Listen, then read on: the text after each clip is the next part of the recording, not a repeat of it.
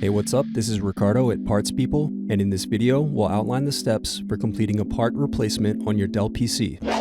Visit our website and use this coupon for a 5% off discount.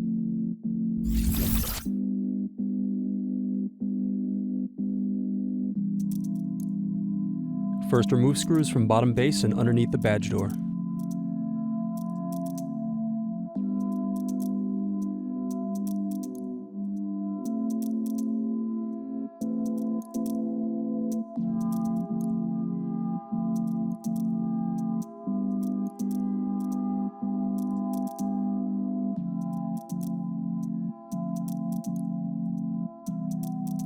Then remove bottom base.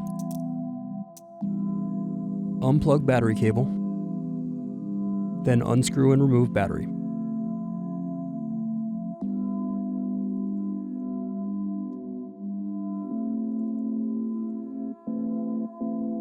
Thanks for watching. Don't forget to like and subscribe if you enjoyed this video. And if you need more, check out this playlist to watch other tutorials for your laptop.